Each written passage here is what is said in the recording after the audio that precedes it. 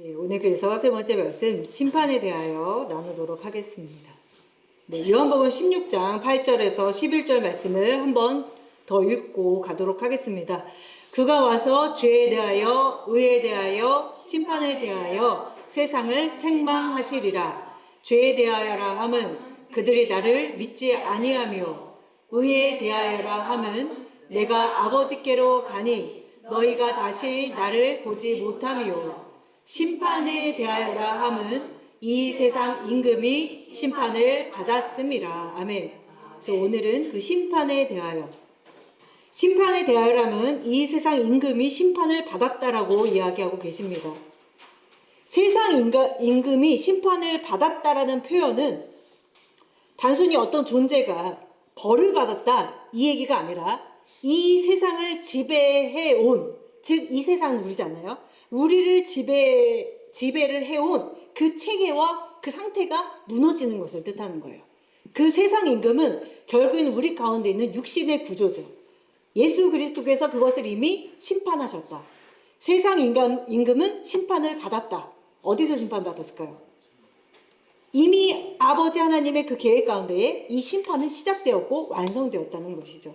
그리고 십자가에서 온전히 이 뜻을 이루신 것이죠. 그래서 이 세상 임금이 심판을 받았다. 굉장히 기쁜 선언이죠. 세상 임금이 심판을 받아야지만이 우리가 오늘 이 부활에 참여할 수 있는 것이기 때문에 오늘 이렇게 결론부터 말씀드리고 시작을 합니다. 여기서 예수님은 죄의 그 심판을 나누면서 심판의 핵심이 뭐냐면 어떤 사람의 행위로 가지고 그 결과를 가지고 심판하시겠다가 아니고 내가 너가 이렇게 하면 이렇게 심판할 거야를 이야기하시는 게 아니라 이미 끝낸 사건으로 선언을 하고 시작하신다는 거예요. 우리가 만약에 행위로 심판을 받는다면 어느 누가 하나님 앞에 나올 수가 있겠어요. 하지만 예수님께서는 그것을 행위로 심판하지 아니하신다라고 말씀하신 것입니다. 그래서 심판을 받을 것이다가 아니라 심판을 받았다. 세상 임금은 이미 심판을 받았어. 이미 끝이 난 거야 라고 이야기를 합니다. 그럼 이 세상 임금이 과연 누구인가? 성경 전체에서 이 표현들이 나오고 있는데 요한복음 12장 31절도 한번 보겠습니다. 읽겠습니다. 이제 이 세상에 대한 심판이 이르렀으니 이 세상의 임금이 쫓겨나리라. 아멘. 네, 맞습니다. 이 세상에 대한 심판이 이르렀는데 이 세상의 임금이 이제 쫓겨날 거야. 근데 그 밑에 말씀이 또 중요합니다. 내가 땅에서 들리면 무엇을 뜻하는 거죠? 십자가 사건이죠.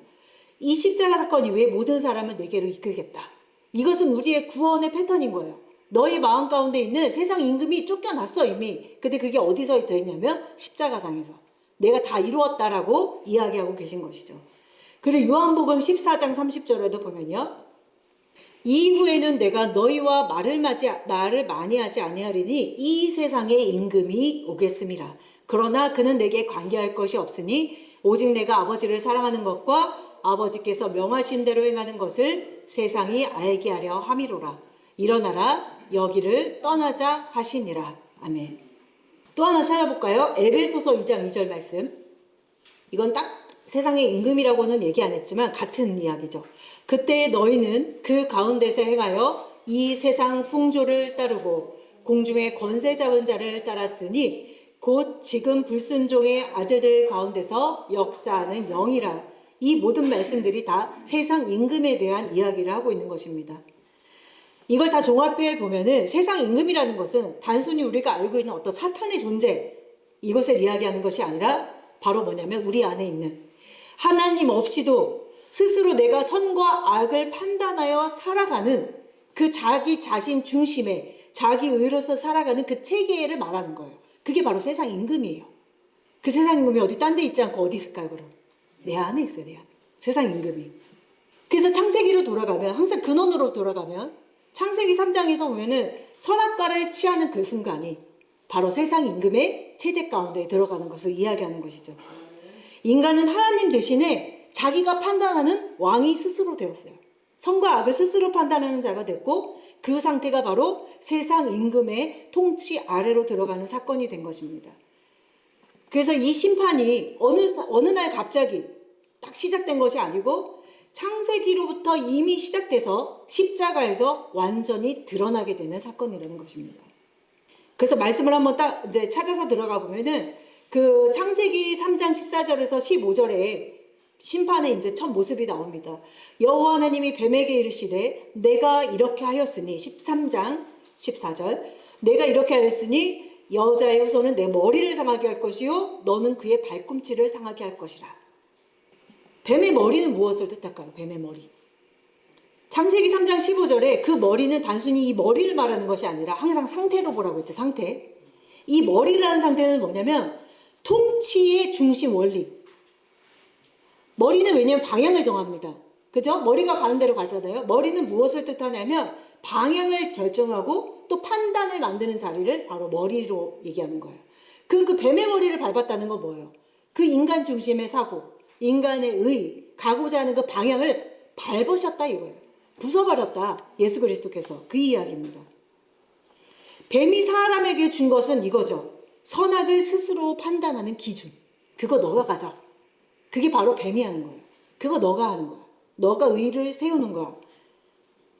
즉 뱀의 머리는 하나님 없이도 스스로 옳고 그름을 판단하여 나아갈 수 있도록 하는 것이 바로 뱀의 머리예요.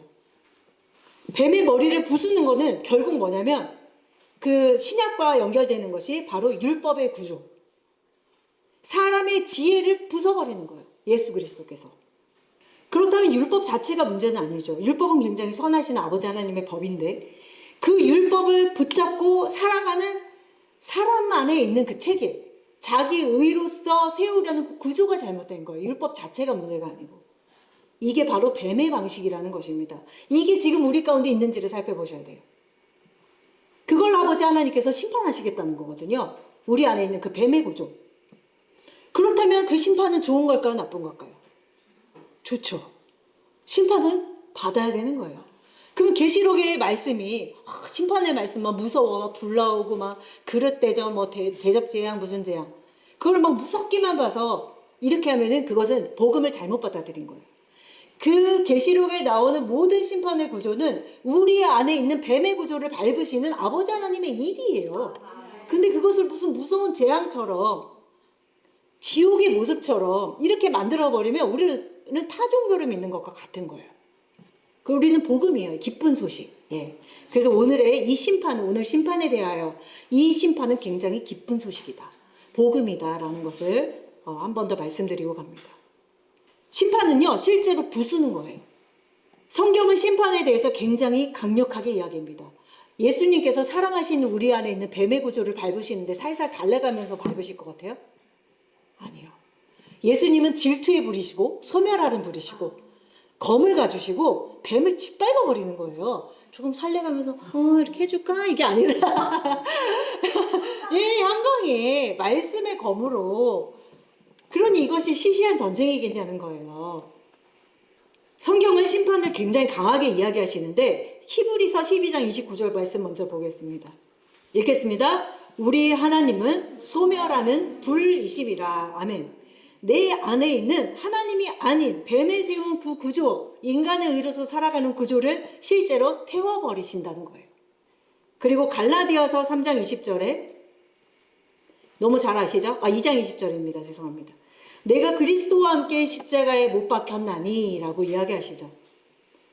실제 살아가는 나의 방식이 죽는 거. 그리고 이제 누구로 산다? 그리스도와 함께 산다 라는 사건인 것이죠. 그래서 심판은 무서운 파괴를 이야기하는 것이 아니고 내 안에 하나님이 아닌 것으로 세워진 모든 구조를 내가 무너뜨리겠다. 이 이야기를 하고 계신 것입니다. 그게 심판이에요. 그게.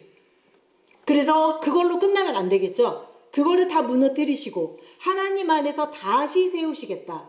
이것이 하나님의 복음의 말씀인 것이죠. 그래서 심판은 절대 가벼운 일이 아닙니다.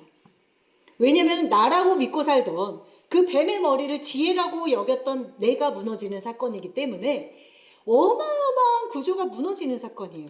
바벨론의 구조가 무너지는 사건이에요. 그리고 장자가 죽임을 당하는 사건이란 말이에요. 그래서 사람은 무섭기 때문에 그걸 복음으로 받아들이지 않았기 때문에 심판을 무서워하고 피하려 하고 율법을 어떻게든 지키려 하고 정죄에 빠져서 이렇게 살아간다는 것입니다. 그 복음을 이해하지 못했기 때문이에요.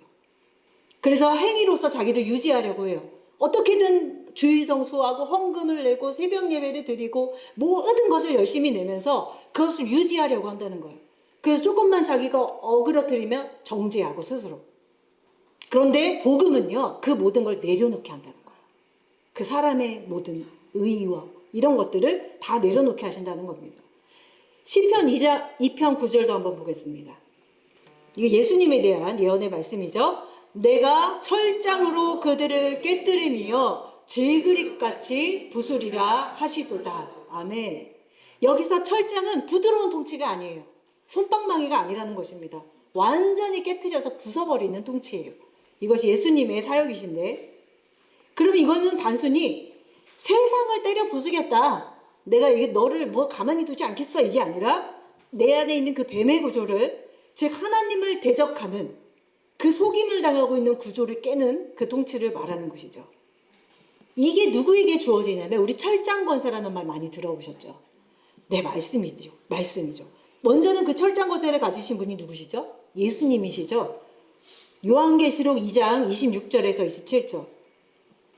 그런데 그 철장권세를 예수님만 가지신 게 아니라 이 그 말씀 한번 읽어보겠습니다.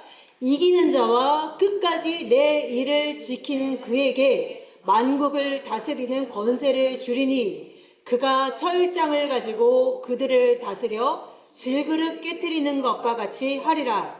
나도 내 아버지께 받은 것이 그러하니라. 아멘. 예수님이 철장 권세를 받으셨는데 그걸로 끝나는 게 아니라 너희도 받는다는 거예요. 누구? 이기는 자와 끝까지 지키는 자. 그에게 만국을 다스리는 권세를 줄 것이다. 그래서 그들을 다스려서 질그릇 깨뜨리는 것처럼 내가 조각을 내는 그 권세를 주시겠다라는 것이죠.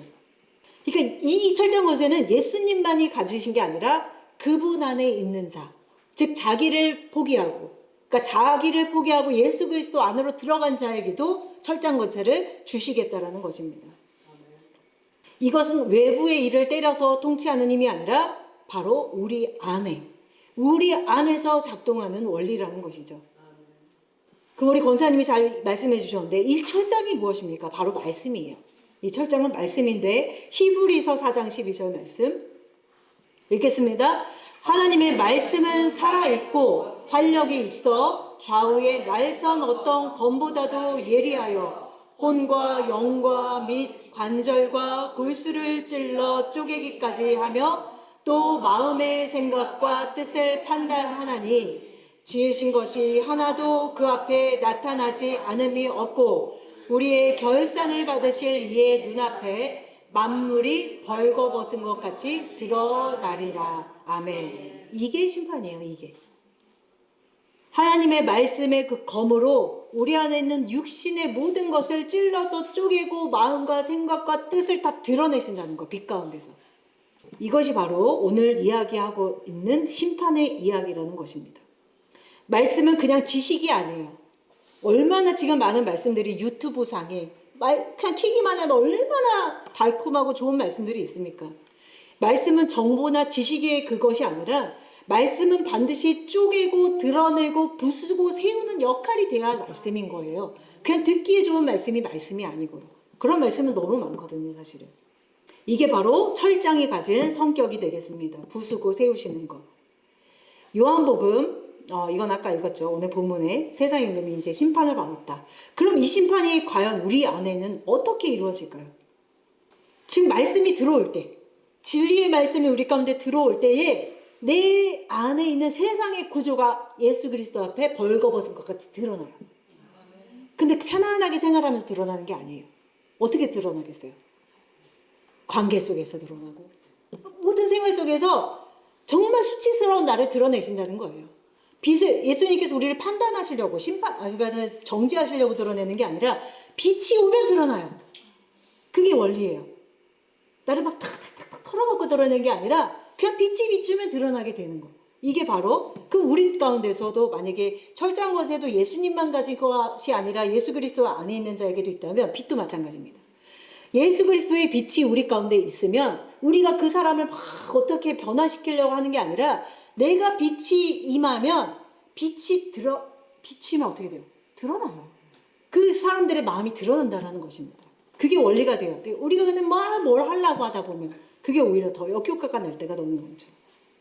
즉 말씀이 들어올 때에 내 안에 세상 임금의 구조가 꽁꽁 숨어서 묶여있던 그 구조가 하나님 앞에 드러나. 벌거벗은 것처럼. 세상 임금이 딱 자리 잡고 내가 주인이야 했던 딱 그 보좌가 그냥 드러나는 거예요.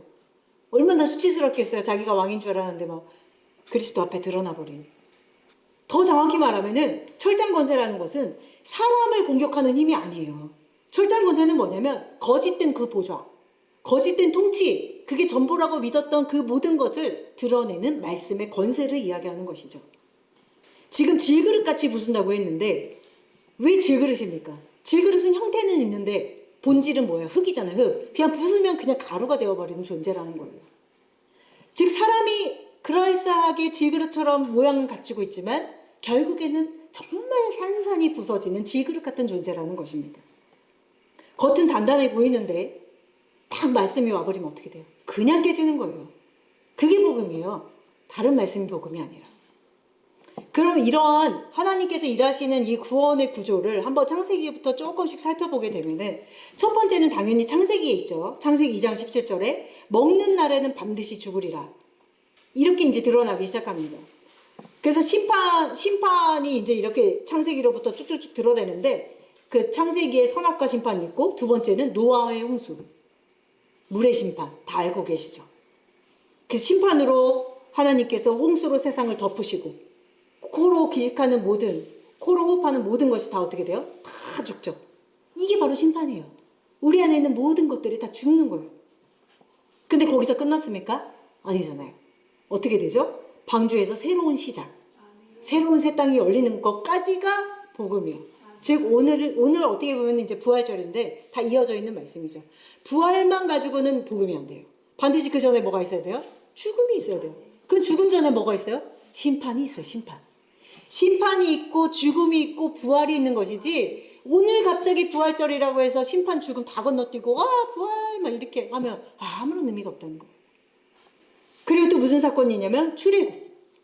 뭐죠? 바다를 통과하는 구조. 바다가 뭐예요? 세상이잖아요. 내 안에 있는 구조. 출애굽기에는 뭐가 있습니까? 그야말로 그 애굽에서 종로로 타면서 애굽과 바로의 군대와 막 이런 것들이 있고 바다에 다 덮이죠. 오늘 주일 말씀에도 나왔죠. 바다에 전부 다 잠기잖아요. 수장되잖아요. 그것이 바로 또 심판을 이야기하는 것이죠. 근데 거기서 끝날 것이 아니라 어떻게 됩니까? 거기 지나잖아요. 예. 그것을 고린도전서에서는 세례를 받았다라고 이야기를 하죠. 바로 죽음을 거쳐 부활로 이르는 그 그림들을 보여주고 있는 것이죠. 이것이 같은 사건인데 누구에게는 죽음이 되고 누구에게는 생명이 된다는 거예요. 그리고 또 뭐가 있습니까? 광야. 계속되는 이제 심판입니다.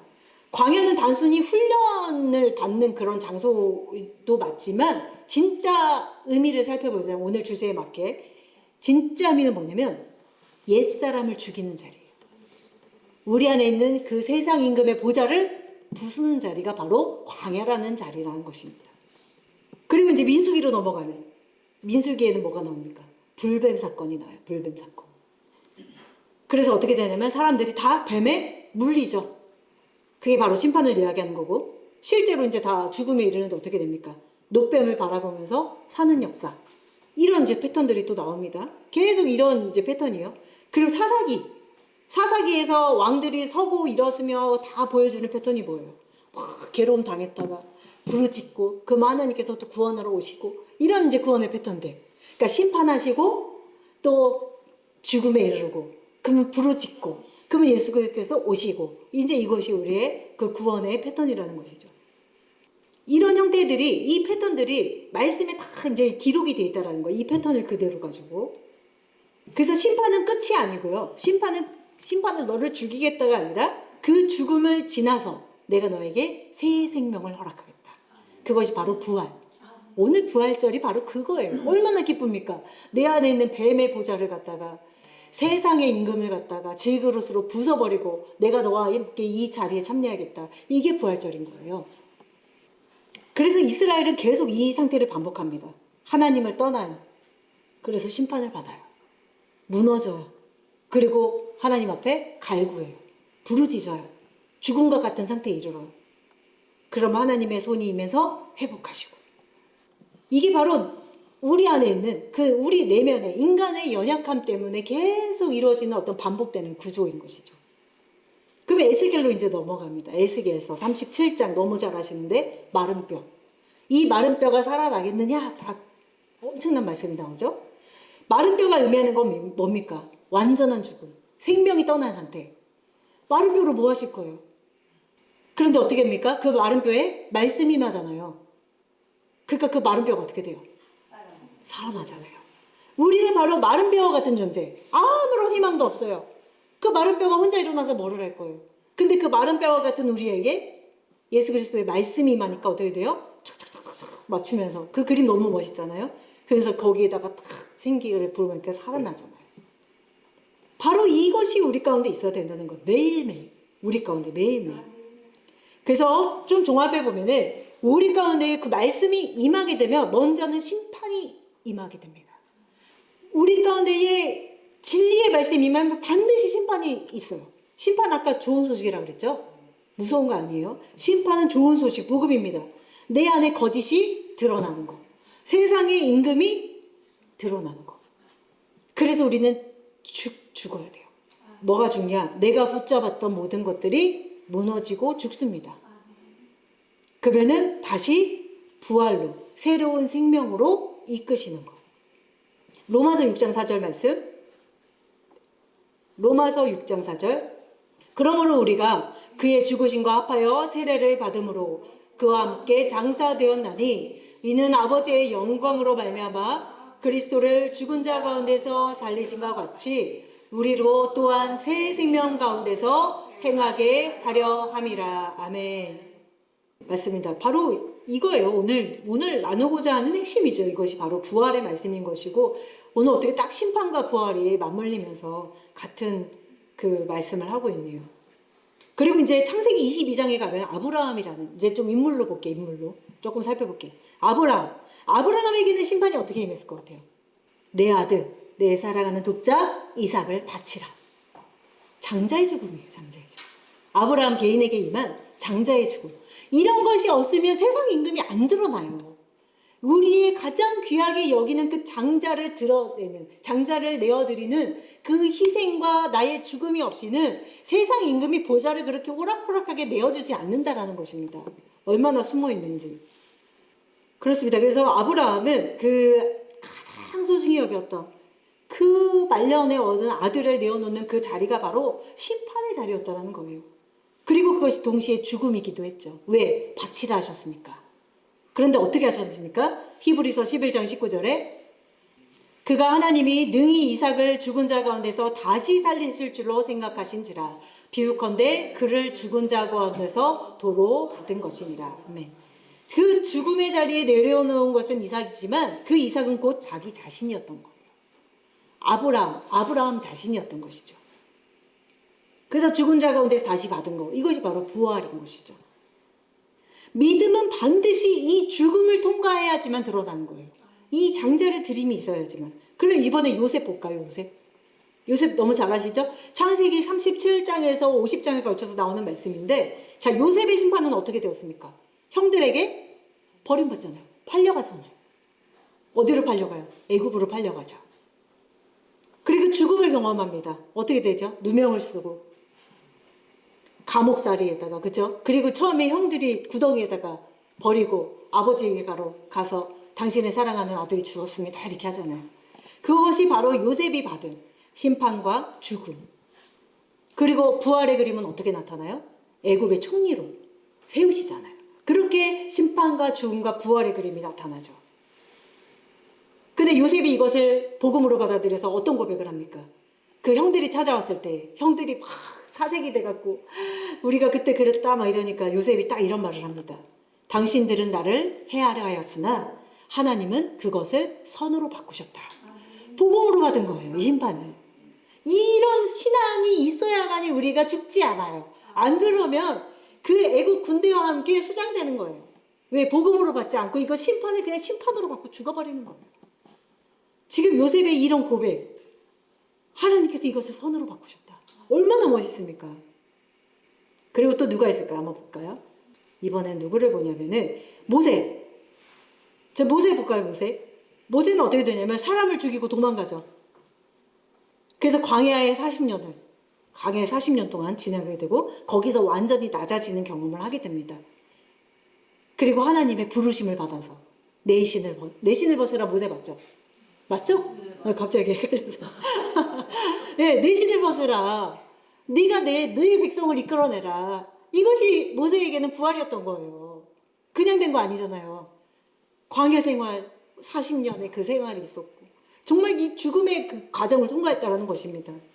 모세는요, 모두가 그랬지만, 지금 살펴본 모든 인물이 그랬지만, 자기 힘이 완전히 끝난 자리에, 자기의 호흡으로 아무것도 할 수 없는 그 마른 뼈와 같은 자리에서 어떻게 됐어요?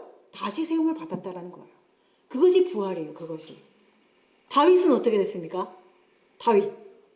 심판을 어떻게 받냐면, 아무런 죄도 없이 사울에게 쫓김을 받죠. 그리고 아들에게 반역을 당하고, 그죠? 이것이 다윗에게 임한 심판의 구조였던 거예요. 죽음은 어떻게 경험하면, 이 모든 것이 다 죽음의 경험이지만 광야로 쫓겨나고 동굴에서 살고 도망자의 삶을 살아가는 것이 다윗에게는 죽음이었고, 또 가장 큰 사건은 뭐였습니까? 밧세바 사건.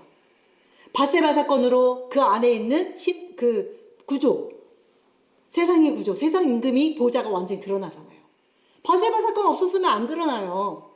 다윗에게는 밧세바 사건이 반드시 있어야지만이 그 안에는 세상 임금의 보좌가 드러나는 거거든요. 그것으로 얼마나 낮아졌습니까? 자신이. 그러니까 부활은 어떻게 이제 이루어졌냐면 왕으로 세워지게 되죠. 그래서 시편 23편에 이런 고백을 합니다. 내가 사망의 음침한 골짜기로 다닐지라도. 다윗이 하나님과 마음이 합한 자였지만 수없이 사망의 음침한 골짜기에 거했던 자가 또 다윗이었던 거예요. 우리가 어떻게 편안한 곳에 있으면서 부활에 참여하기를 원하겠습니까? 지금 다윗도 매번 사망의 음침한 골짜기를 지나다니면서 부활을 경험하셨는데, 그러니까 우리는 왕으로 세움을 받기 전에, 왕으로 세움을 받는다는 건 뭐냐면 세상 임금의 왕의 보좌가 쫓겨나면 어떻게 돼요? 왕의 보좌가 임하는 거잖아요. 그러니까 우리가 왕의 보좌가 임하기 전에는 반드시 죽음의 길을 지나야 된다는 거예요. 그래, 엘리야를 보면은 엘리야 잘 아시죠? 엘리야는 어떻게 됩니까? 바알과의 싸움이 이루어지죠. 거기서 무너집니다.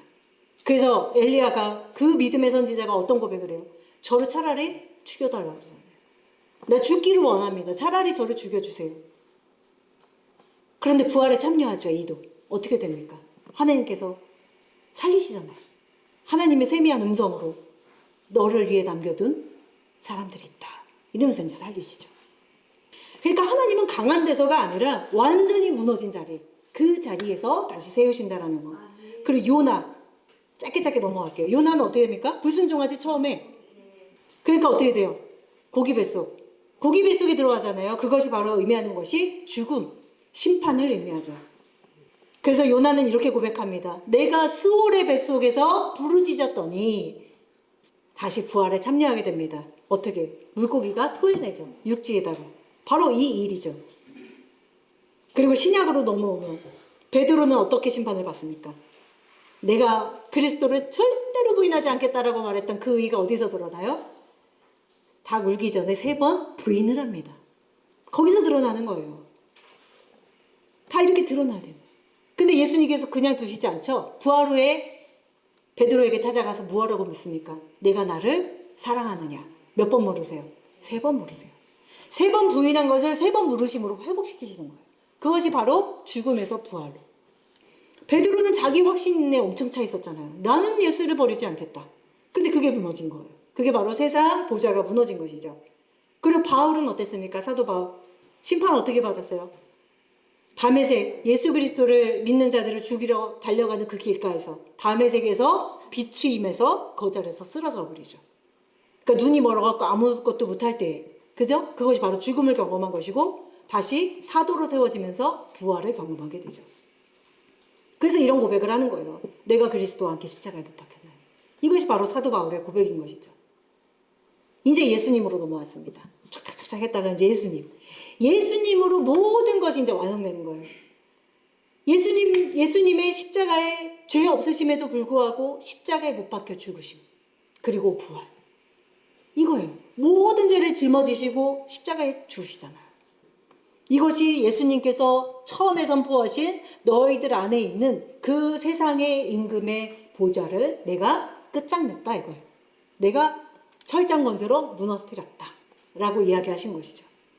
그래서 우리가 말씀을 읽을 때에 이건 저 사람의 이야기가 아니라 내 안에 일어나는 과정, 내 안에 일어나는 상태로 읽으셔야 된다는 것입니다. 이제는 마무리를 하도록 하겠습니다. 부활절이, 오늘 부활절이죠. 부활절이 그냥 예수님이 다시 사셨다, 죽으셨다가 3일 만에 살아나셨다 이렇게 끝나면은 그렇게 큰 기쁨이 되진 않습니다. 그렇게 와닿지가 않아요. 왜냐면 그건 이미 오래전에 있었던 나와 상관없는 이야기가 될 수 있다는 것입니다.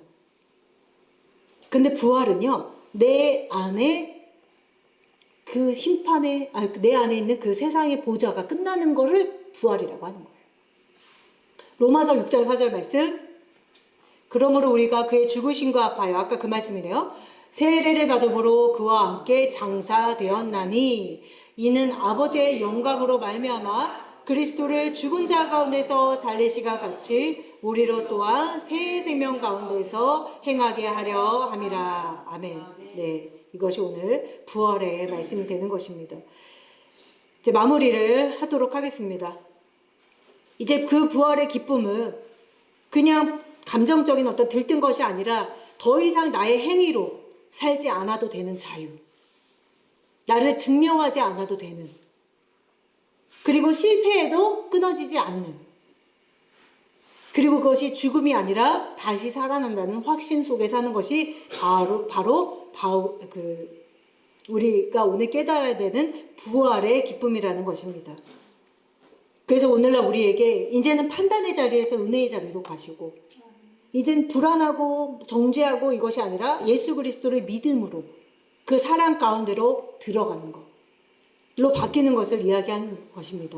그래서 이제는 예수 그리스도에서 우리에게 말씀하시는 것이 수고하고 무거운 짐진 자들아 다 내게로 오라. 내가 너희를 쉬게 하리라 라고 말씀하시는 것입니다.